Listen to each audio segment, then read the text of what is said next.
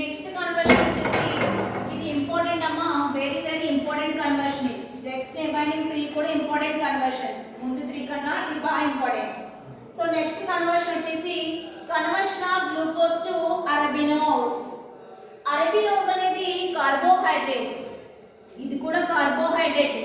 కానీ ఈ కార్బోహైడ్రేట్ లో ఓన్లీ 5 కార్బన్స్ అనేవి ఉంటాయి అన్నమాట. 5 కార్బన్స్ ఉంటాయి. దాంట్లో ఉండే ఫంక్షన్ గ్రూప్ ఆల్డిహైడ్. ఆ టైప్ ఆఫ్ కార్బోహైడ్రేట్ మనం అరబినోస్ అంటాం. దాని నేమ్ వచ్చేసి అరబినోస్. ఇప్పుడు మనం గ్లూకోజ్ తీసుకొని అరబినోస్ గా కన్వర్షన్ చేయాలి. 6 కార్బన్స్ ఉన్నటువంటి గ్లూకోజ్ తీసుకొని దాన్ని 5 కార్బన్స్ ఉన్నటువంటి అరబినోస్ గా కన్వర్షన్ చేయాలి. సో గ్లూకోజ్ తీసుకున్నాం. ఈ గ్లూకోజ్ ని hydroxyl amine NH2OH hydroxyl amine దాంతో ట్రీట్ చేస్తున్నాం. ట్రీట్ చేసినప్పుడు ఇక్కడ CHO అంటే ఫర్ ది కన్వీనియన్స్ ఇలా రాసుకోవచ్చు, C∠OH అని. CHO అంటే C∠OH. ఇక్కడ నుంచి O, ఇక్కడ నుంచి H2 ఎలా రిమూవ్ అయిపోయింది? వాటర్ గా రిమూవ్ అయిపోయింది. So -H2O. ఇంకా NOH ఇక్కడ యాడ్ అయిపోతుంది. బాండ్ బ్రేకింగ్ ఏమీ అక్కడ మనం చేయలేదు. So CH double bond and OH, దీన్ని మనం CH double bond and OH ని ఆక్సాన్ గ్రూప్ అంటాం. C double bond and OH ని ఆక్సాన్ అంటారు. గ్లూకోజ్ నుంచి వచ్చే ఆక్సాన్ గ్లూకో ఆక్సాన్, దాన్ని మనం గ్లూకోక్సామ్ అంటాం. గ్లూకోజ్ తీసుకున్నాను, దాన్ని హైడ్రాక్సిల్ ఎమిన్ తో ట్రీట్ చేశాను. ఏం ఫామ్ అయింది? గ్లూకోక్సామ్ వచ్చింది. ఈ గ్లూకోక్సామ్ ని హీట్ చేస్తున్నాం in the presence of acetic anhydride CH3COO COCH3. This is acetic anhydride. దీని ప్రెజెన్స్ లో హీట్ చేయండి. హీట్ చేస్తే ఏం బయటకు వచ్చేస్తాయో చెప్పుకున్నాం. ఏమైనా వాటర్ ఉంటే బయటకు వచ్చేస్తుంది, లేకపోతే గ్యాసెస్ ఉన్నా బయటకు వచ్చేస్తాయి. ఇక్కడ నుంచి OH, ఇక్కడ నుంచి H ప్లస్ కింద బయటకు వచ్చింది, OH మైనస్ కింద బయటకు వచ్చింది. అప్పుడు Cకి Nకి మధ్య ఏ బాండ్ ఎగ్జిస్ట్ అవుతుంది? Triple bond. సో వాటర్ బయటకు వచ్చేస్తుంది. Cకి Nకి మధ్య ఏ బాండ్ ఎగ్జిస్ట్ అయింది? Triple bond. ఫస్ట్ కార్బన్ దగ్గర అలా జరిగింది. మిగతా కార్బన్స్ దగ్గర ఏం జరుగుతుందో చూడండి. రిమైనింగ్ కార్బన్స్ దగ్గర ఏమున్నాయి? OH గ్రూప్స్ ఉన్నాయి, OH ఉన్నాయి. ఇక్కడ నుంచి H ప్లస్ బయటకు వచ్చేస్తాయి. రిమైనింగ్ కార్బన్స్ అన్నిటి నుంచి ఎవరు బయటకు వస్తారమ్మా? H plus. ఆ బయటకు వచ్చినటువంటి H ప్లస్ ఇక్కడ ఈ COకి Oకి బిట్వీన్ లో బాండ్ బ్రేక్ చేస్తే ఓకేమో నెగటివ్, COకేమో పాజిటివ్. ఇంక ఈ O నెగటివ్ దగ్గర ఎవరు వస్తారు? H ప్లస్ వస్తుంది. ఎన్ని వస్తాయి? 5. సో 5 H ప్లస్ వచ్చేస్తున్నాయి. ఎసిటిక్ ఎన్హైడ్రైడ్ ఎన్ని మోల్స్ తీసుకోవాలి? 5 మోల్స్ తీసుకోవాలి. 5 ఇక్కడ వచ్చేసి వచ్చి ఎలా బయటకు వెళ్ళిపోయింది? -CH3COOH కింద బయటకు వెళ్ళిపోయింది. ఇంకా H ప్లస్ వెళ్ళిపోతే ఓకే చార్జ్ మైనస్. ఈ మైనస్ ఎవరు కావాలి? ప్లస్ ఉన్నది కావాలి. ఆ ప్లస్ ఉన్నది COCH. అలాంటివి ఎన్ని యాడ్ అవుతాయి? 5 యాడ్ అవుతాయి. ఒక్కొక్క కార్బన్ దగ్గర ఒక్కొక్కటి యాడ్ అవుతుంది. సో O COCH3, ఇంకా OCOCH3, ఇంకా OCOCH3 ఇంకోటి. మొత్తం మీద ఎన్ని యాడ్ అయినాయి? 5 యాడ్. ఇక్కడ మనం అబ్జర్వ్ చేయవలసిన విషయం, 5 కార్బన్స్ నుంచి H ప్లస్ వచ్చాయి. ఆ H ప్లస్ లో 5 మోల్స్ ఆఫ్ ఎసిటిక్ ఎన్హైడ్రైడ్ తో రియాక్ట్ అయ్యి 5 మోల్స్ ఆఫ్ ఎసిటిక్ యాసిడ్ కింద రిమూవ్ అయిపోయింది. ఇంకా ఏ కాంపౌండ్ మనకు వచ్చింది? ఈ టైప్ ఆఫ్ కాంపౌండ్ వచ్చింది. దీన్ని సిల్వర్ హైడ్రాక్సైడ్ తో ట్రీట్ చేయాలి. AgOH అంటే ఏంటమ్మా? Silver hydroxide. దాంతో ట్రీట్ చేసినప్పుడు ఇవి మళ్ళా బయటకు వచ్చేస్తాయి. COCH3 ఏమైపోయింది? ప్లస్ కింద బయటకు వచ్చేసింది. COCH3 ప్లస్ కింద బయటకు వచ్చేసి అది OH తో రియాక్ట్ అవుతుంది. రియాక్ట్ అయిపోయి ఏమైపోతుంది? మళ్ళా ఎసిటిక్ యాసిడ్ కింద రిమూవ్ అయిపోయింది. ఇంకా ఇక్కడికి వెళ్ళి O దగ్గరికి వెళ్ళి H ప్లస్ వెళ్ళి యాడ్ అవుతాయి. O దగ్గరికి వెళ్ళి యాడ్ అయ్యారు H ప్లస్. అలా H ప్లస్ యాడ్ అవ్వగా మనకి కాంపౌండ్ వచ్చింది. కాంపౌండ్ వచ్చింది. ఇక్కడ నేను ఏం చేశానమ్మా, సిల్వర్ హైడ్రాక్సైడ్తో ట్రీట్ చేశాను. ట్రీట్ చేసినప్పుడు ఎసిటైల్ గ్రూప్స్ అనేవి రిమూవ్ అయిపోయింది. మనం అబ్జర్వ్ చేయవలసింది ఏంటన్నా, ఎసిటైల్ గ్రూప్స్ అనేవి రిమూవ్ అయిపోయింది. రిమూవ్ అయిపోయి ఇలా కాంపౌండ్ వచ్చింది. దీని నుంచి చిన్న చిన్న మైగ్రేషన్స్, స్మాల్ మైగ్రేషన్స్ చేస్తున్నారు. అంటే అవి H+ని బయట తీసేసారు, Cn- ని బయట తీసేసారు. Cn- బయటకు పోతే కార్బన్ ఏ చార్జ్ ప్లస్, H+ వెళ్ళిపోతే ఆక్సిజన్ ఏ చార్జ్ మైనస్. ఇంక Cకి Oకి మధ్య ఏ బాండ్ వస్తుంది, double bond, C bond OH. Remaining అంతా సేమ్. ఇది ఫైనల్ కాంపౌండ్. దీంట్లో ఎన్ని కార్బన్స్ ఉన్నాయి, 5 ఉంటాయి మనం అబ్జర్వ్ చేస్తే. సో 1 4 5. దీన్నే మనం అరబినోస్ అంటాం. ఇక మనకు బయటకు వచ్చింది HCl. ఇలా మనం గ్లూకోజ్ ఎలా కన్వర్షన్ చేసుకున్నామమ్మా, అరబినోస్ గా కన్వర్షన్ చేసాం. నెక్స్ట్ కన్వర్షన్ చూద్దాం. నెక్స్ట్ కన్వర్షన్ చూడండి, ఇది మోస్ట్ ఇంపార్టెంట్ కన్వర్షన్. దీన్ని రఫ్స్ అనే సైంటిస్ట్ కన్వర్షన్ చేయడం జరిగింది. ఏంటంటే ఇది కన్వర్షన్ ఆఫ్ ఆల్డోహెక్సోస్ టు ఆల్డోపెంటోస్. దీన్ని మనకి ఇంట్రడ్యూస్ చేసింది రఫ్స్, అందుకే దీన్ని మనం రఫ్స్ మెథడ్ అంటాం. ఏమంటున్నారో చూడండి, ఎలా కన్వర్షన్ చేయమన్నారు. ఆల్డోహెక్సోస్ అంటే మనకి కార్బోహైడ్రేట్ లో 6 కార్బన్స్ ఉండాలి, ఎక్సోస్ అంటే 6 కార్బన్స్ ఉండాలి. ఏ ఫంక్షనల్ గ్రూప్ ఉండాలి, ఆల్డిహైడ్ ఉండాలి. సో ఆల్డిహైడ్ ఉండి 6 కార్బన్స్ ఉండే కార్బోహైడ్రేట్ గ్లూకోజ్. అంటే ఆల్డోహెక్సోస్ కి ఎగ్జాంపుల్ వచ్చేసి గ్లూకోజ్. ఇలాంటి గ్లూకోజ్ ని ఎలా కన్వర్షన్ చేయమంటున్నారు, ఆల్డోపెంటోస్ గా. అంటే దాంట్లో ఆల్డిహైడ్ ఉంటుంది, పెంటోస్ అంటే 5 కార్బన్స్ మాత్రమే ఉంటాయి. ఆల్డిహైడ్ ఫంక్షనల్ గ్రూప్ ఉండి 5 కార్బన్స్ ఉండే కార్బోహైడ్రేట్ అరబినోస్. సో అంటే ఇప్పుడు నేను గ్లూకోజ్ ని అరబినోస్ గా కన్వర్షన్ చేయాలి. కన్వర్షన్ చేద్దాం. సో గ్లూకోజ్ తీసుకున్నాను, దిస్ ఈజ్ ఆల్డోహెక్సోస్. ఈ గ్లూకోజ్ ని మైల్డ్ ఆక్సిడేషన్ చేస్తున్నాను. Mild oxidation in the presence of bromine water. Bromine water ఏం చేయగలదు, ఓన్లీ ఒక గ్రూప్ ని మాత్రమే ఆక్సిడేషన్ చేయగలదు. ఆ గ్రూప్ ఆల్డిహైడ్. ఆల్డిహైడ్ ని ఆక్సిడేషన్ చేస్తే ఏమొస్తుంది, యాసిడ్ వస్తుంది. అంటే గ్లూకోజ్ ఆక్సిడేషన్ లో ఇన్వాల్వ్ అయిపోయి ఎలా కన్వర్ట్ అయిపోయింది, గ్లూకోనిక్ యాసిడ్ అయింది. దీన్ని కాల్షియం హైడ్రాక్సైడ్ తో ట్రీట్ చేయాలి. ఫర్ ది కన్వీనియన్స్ మన వీడి కోసం నేను దీన్ని గ్లూకోనిక్ యాసిడ్ ని 2 మోల్స్ తీసుకున్నాను. గ్లూకోనిక్ యాసిడ్ ఎన్ని మోల్స్ తీసుకున్నాను, 2 మోల్స్.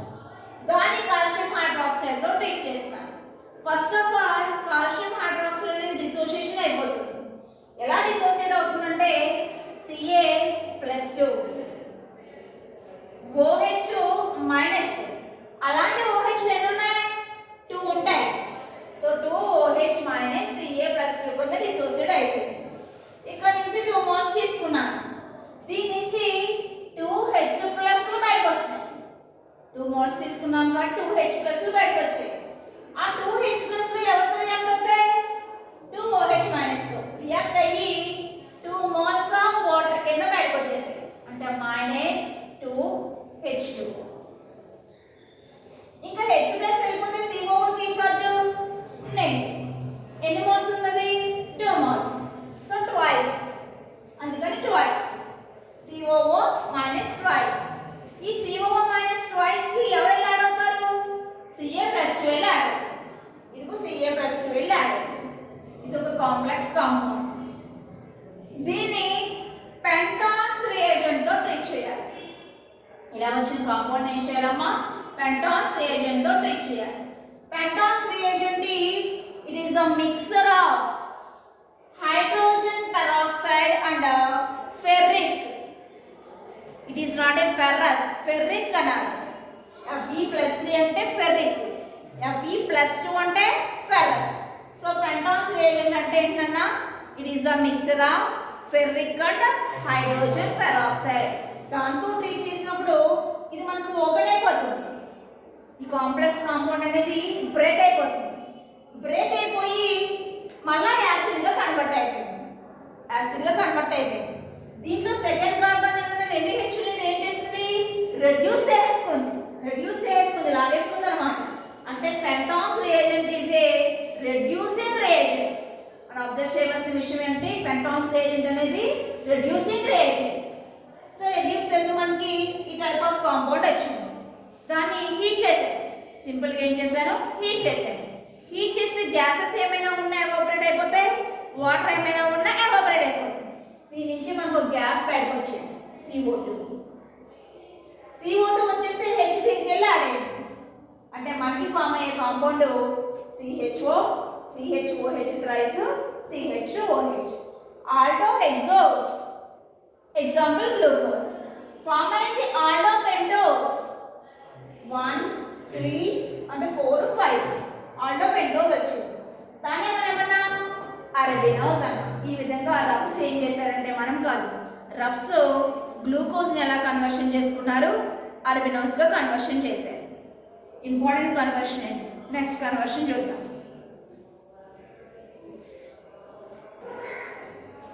నెక్స్ట్ లాస్ట్ కన్వర్షన్ వచ్చేసి ఇది కూడా most important conversion, that is conversion of arabinose to glucose. Arabinose అంటే 5 కార్బన్స్ ఉండే ఆల్డిహైడ్, గ్లూకోజ్ అంటే 6 కార్బన్స్ ఉండే ఆల్డిహైడ్. ఇప్పుడు మనం అరబినోస్ని గ్లూకోజ్గా కన్వర్షన్ చేయాలి. దాన్ని ఇంట్రడ్యూస్ చేసింది మనకి చెప్పిన సైంటిస్టు కిలియనీ ఫిషర్. సో అందుకే దాన్ని మనం కిలియనీ ఫిషర్ సింథసిస్ అన్నాం. ఆయన దీన్ని తయారు చేశారు కాబట్టి ఆయన నేమ్ పెట్టేశారు. దీంట్లో ఫస్ట్ అరబినోస్ తీసుకోండి. అరబినోస్ అంటే 5 కార్బన్స్ ఉండాలి, ఆల్డిహైడ్ ఉండాలి. సో CHO 1 కార్బన్, ఇదొక 3 ఇదొక 4 అంటే టోటల్గా 5 కార్బన్స్ ఉన్నాయి. ఇప్పుడు నేను అరబినోస్ని గ్లూకోజ్గా మార్చాలి. కార్బన్ నెంబర్ని ఇంక్రీజ్ చేయాలి. ఇంక్రీజ్ చేయడానికి మనం సైనైడ్స్తో ట్రీట్ చేయాలి. మనం తీసుకున్న cyanide simple cyanide, that is hydrogen cyanide. Treat చేసినప్పుడు ఈ Cకి Oకి బిట్వీన్ లో ఉండే డబుల్ బాండ్ బ్రేక్ అయిపోతుంది. బ్రేక్ అయిపోతే కార్బన్ కేమో పాజిటివ్, ఆక్సిజన్ కేమో నెగటివ్. HCl అనేది ఎలా డిసోసియేట్ అవుతుంది, H+ కింద Cl- కింద. ఈ H+ ఏమో O దగ్గరికి వెళ్తుంది, Cl- ఏమో C దగ్గరికి వస్తుంది. సో ఫామ్ అయ్యే కాంపౌండ్ అబ్జర్వ్ చేస్తే CN, Cకి Cn వచ్చింది. దాన్ని మనం వీళ్ళ కోసం పైన రాశాం. ఇంకా O దగ్గరికి ఎవరు వచ్చారు, HHOHగా మారిపోయింది. ఆల్రెడీ ఉన్నటువంటి H. So COHCN. OH right side add అవుతుంది, లెఫ్ట్ సైడ్ కూడా యాడ్ అవుతుంది. అంటే మనకి ఇక్కడ 2 ప్రొడక్ట్స్ వచ్చాయి. లెఫ్ట్ సైడ్ యాడ్ అయితే ఒక ప్రొడక్ట్, రైట్ సైడ్ యాడ్ అయితే ఒక ప్రొడక్ట్ వచ్చింది. నెక్స్ట్ దీన్ని హైడ్రాలసిస్ చేయండి. ఫస్ట్ ఆఫ్ ఆల్ సైనైడ్స్ తో ట్రీట్ చేయాలి. నెక్స్ట్ ఏం చేయాలి, హైడ్రాలసిస్ చేయాలి. హైడ్రాలసిస్ మనం in the presence of acidic medium చేసాం. చేసినప్పుడు Cn ని ఫర్ ది కన్వీనియన్స్ దీన్ని ఎలా రాస్తున్నాం, C∧N. హైడ్రాలసిస్ చేద్దాం. బాండ్ కట్ చేద్దాం, HOH. ఈ బాండ్ కట్ చేద్దాం, HOH. ఈ బాండ్ కూడా కట్ చేద్దాం, HOH. ఎలా బయటకు వెళ్ళిపోయింది, NH3 అమోనియా కింద బయటకు వెళ్ళిపోయింది. ఇంక ఇది కార్బన్ దగ్గర ఎన్ని OH వచ్చిందన్నా, 3 OH వచ్చాయి. దీని నుంచి వాటర్ రిమూవ్ అవుతుంది, OH H. ఇంకెలా మారిపోతుంది, COOH. అంటే మనం అబ్జర్వ్ చేయవలసిన విషయం, cyanides and hydrolysis gives acids. Cyanides and hydrolysis gives acids. Cyanides ని మనం హైడ్రాలసిస్ చేసినట్లయితే చివరికి ఎవరు వస్తాయి, వాటర్ యాసిడ్స్ అనేవి వచ్చేస్తాయి. రిమూవల్ ఆఫ్ అమోనియా, అమోనియా అనేది రిమూవ్ అయిపోయి మనకి సైనైడ్స్ కాస్త ఎలా మారిపోతాయి, యాసిడ్స్ గా మారిపోతాయి. సో యాసిడ్స్ గా మారిపోయి గ్లూకోనిక్ యాసిడ్ వచ్చింది, మ్యాగ్నెటిక్ యాసిడ్ కూడా వచ్చింది. లెఫ్ట్ సైడ్ OH ఉంటే దట్ ఈస్ గ్లూకోనిక్ యాసిడ్, అదే రైట్ సైడ్ OH ఉంటే దట్ ఈస్ మ్యాగ్నెటిక్ యాసిడ్. ఇలా 2 యాసిడ్స్ వచ్చాయి. ఇప్పుడు దీన్ని హీట్ చేస్తున్నాం. హీట్ చేస్తుంటే OH, ఈ 5th కార్బన్ నుంచి ఏమవుతుంది, H వస్తుంది. H వచ్చి రింగ్ ఫార్మేషన్ జరిగింది. గ్లూకోనిక్ యాసిడ్ కి జరిగింది, మ్యానోనిక్ యాసిడ్ కి జరిగింది. అంటే లాక్టోనైజేషన్ జరిగింది అక్కడ. లాక్టోనైజేషన్ జరిగి ఏం ఫామ్ అవుతాయి? లాక్టోన్స్ ఫామ్ అవుతాయి. కానీ లాక్టోన్స్ ఫామ్ అవడం వల్ల మనకి ఏమైనా యూజ్ ఉందా? యూజ్ లేదు. ఆ ఫామ్ అయిన రింగ్ ని మనం ఇప్పుడు ఏం చేయాలి? బ్రేక్ చేసేయాలి. సో రింగ్ ని బ్రేక్ చేద్దాం. రింగ్ ని బ్రేక్ చేయాలంటే ఏం చేయాలని చెప్పాను? రిడక్షన్ చేయాలి. Reduction in the presence of sodium amalgam. Ring open అయిపోతుంది. ఓపెన్ అయిపోయి హెచ్ హెచ్, ఈ రింగ్ ఓపెన్ అయిపోయి హెచ్ హెచ్ ఫామ్ అయ్యే కాంపౌండ్స్ గ్లూకోజ్ ఒకటి, మానోస్ ఒకటి. ఈ విధంగా మనం 5 కార్బన్స్ ఉండేటువంటి అరటినోజ్ ని 6 కార్బన్స్ ఉన్నటువంటి గ్లూకోజ్ గా కన్వర్షన్ చేసుకుంటాం. ఇక్కడతో మనకి కన్వర్షన్స్ కంప్లీట్ అయిపోయింది. ఇక్కడతో కార్బోహైడ్రేట్స్ అనే చాప్టర్ కూడా కంప్లీట్ అయిపోయింది. నెక్స్ట్ మనం డిస్కస్ చేసుకోబోయే చాప్టర్ ఎమినో యాసిడ్స్. దాన్ని అమైనో యాసిడ్స్ అని కూడా అంటాం. అదేంటో చూద్దాం.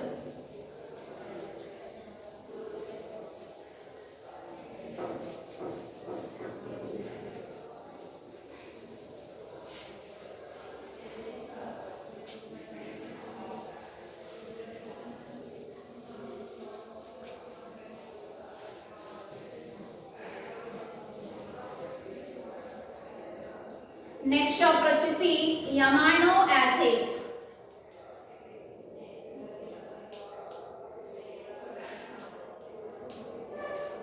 అమైనో యాసిడ్ అంటే ఏదైనా ఒక ఆర్గానిక్ కాంపౌండ్ ని మనం అబ్జర్వ్ చేస్తే దాంట్లో ఇప్పుడు బోత్ ఫంక్షనల్ గ్రూప్స్ ఉండాలి. 2 ఫంక్షనల్ గ్రూప్స్ ఉండాలి. ఒక కర్బన సమ్మేళనం కనుక మనం చూసినట్లయితే దాంట్లో 2 ఫంక్షనల్ గ్రూప్స్ ఉండాలి. One is amine and another one is acid. A compound లో అయితే ఎమిన్ గ్రూపు, యాసిడ్ గ్రూపు 2 ఉంటాయో అలాంటి కాంపౌండ్ ని మనం ఏమంటాం? అమైనో యాసిడ్ అంటాం. ఎమిన్ అంటే NH2. ఎమిన్ అంటే NH2. యాసిడ్ అంటే COOH. ఇప్పుడు మనం ఏదైనా కాంపౌండ్ అబ్జర్వ్ చేసామనుకోండి, దాంట్లో ఈ 2 గ్రూప్స్ ఉండాలి. ఆ టైప్ ఆఫ్ కాంపౌండ్ మనం ఏమంటాం? అమైనో యాసిడ్ అంటాం. ఫర్ సపోజ్ NH2 COOH ఇలా ఒక కాంపౌండ్ చూసాం. This is amino acid. ఎందుకు ఈ కాంపౌండ్ లో బోత్ ఫంక్షనల్ గ్రూప్స్ ఉన్నాయి. ఎమిన్ గ్రూప్ ఉంది, యాసిడ్ కూడా ఉంది. అందుకే దీన్ని మనం ఏమనొచ్చు? It is a amino acid. దేన్నన్నా? Amino acid. ఇలాంటి ఎమినో యాసిడ్స్ మనకి నేచర్ నుంచి అబ్టైన్ అవుతాయి. అంటే amino acids are naturally occurring compounds. Nature లో ఇవి నియర్ గా మనకి దరిదాపుగా 24 అమైనో యాసిడ్స్ ఉన్నాయి. నేచర్ నుంచి మనకి ఎన్ని అమైనో యాసిడ్స్ వస్తాయి? ఇంచుమించు 24 అమైనో యాసిడ్స్ వస్తాయి.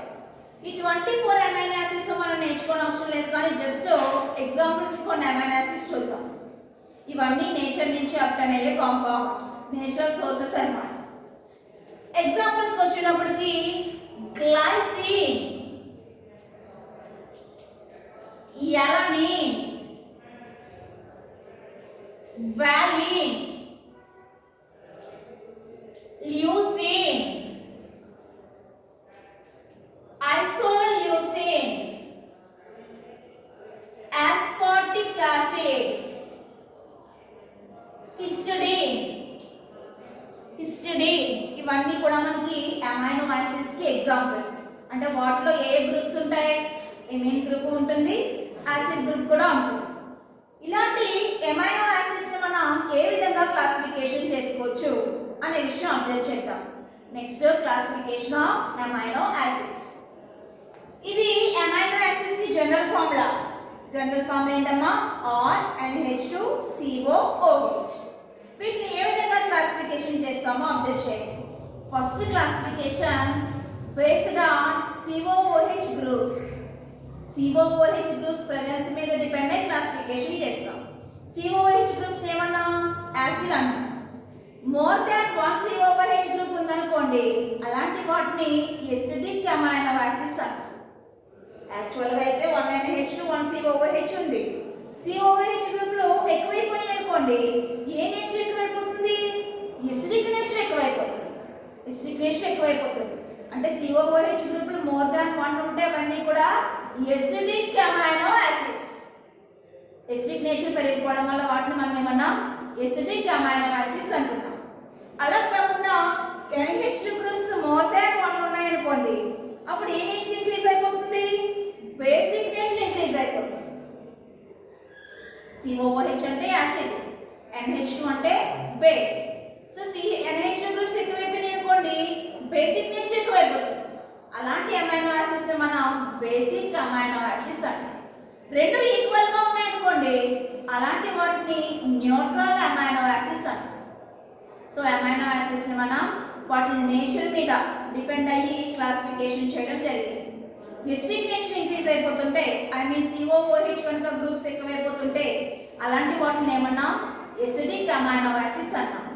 బేసిక్ నేచర్ ఇంక్రీజ్ అయిపోతుంటే, NH2 గ్రూప్స్ కనుక ఇంక్రీజ్ అయిపోతుంటే అలాంటి వాటిని ఏమన్నా బేసిక్ అమైనో యాసిడ్స్ అంటాం. రెండు ఈక్వల్ గా ఉంటే న్యూట్రల్ అమైనో యాసిడ్స్ అంటాం. సో క్లాసిఫికేషన్ వచ్చేసి 3 టైప్స్.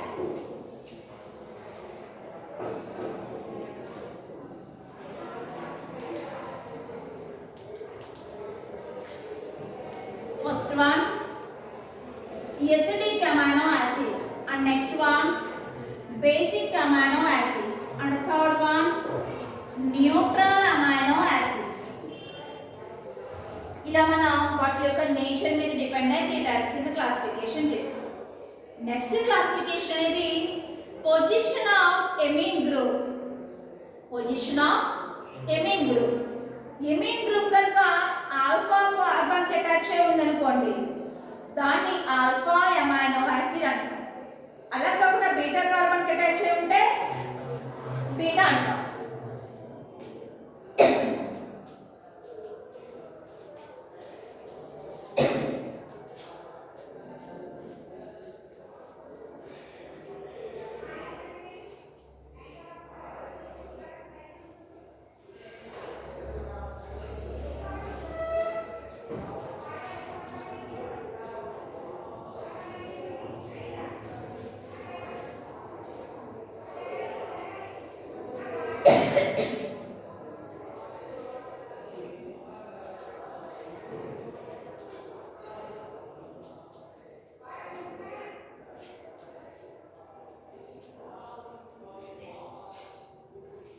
ఇలా చూడండి, నేను 3 అమైనో యాసిడ్స్ రాశాను. NH2 కి అటాచ్ అయిన కార్బన్ ఆల్ఫా. ఓకే, ఆల్ఫా కి అటాచ్ అయిన NH2 ఉంది. సో దిస్ ఈజ్ మనం ఏమనొచ్చు దాన్ని మనం ఆల్ఫా అమైనో యాసిడ్. ఇక్కడ అబ్జర్వ్ చేస్తే ఇది ఆల్ఫా కార్బన్, ఇది బీటా కార్బన్. బీటా కి అటాచ్ అయిన NH2 ఉంది. సో దీన్ని మనం బీటా అమైనో యాసిడ్. ఇది వచ్చేసి ఆల్ఫా అమైనో యాసిడ్. ఇక్కడ చూడండి, alpha, beta, gamma. Gamma attach అయి ఉన్నారు ఎమిన్ ఉంది. So gamma amino acid. ఇలా మనం position of amine group, amine group position మీద డిపెండ్ అయ్యి మళ్ళా 3 టైప్స్ కింద క్లాసిఫికేషన్ చేసాం. Alpha amino acids, beta amino acids, gamma amino acids. ఇది క్లాసిఫికేషన్. నెక్స్ట్ క్లాస్ లో మనం ప్రిపరేషన్ ఆఫ్ అమైనో యాసిడ్స్ గురించి డిస్కస్ చేద్దాం. ఓకే.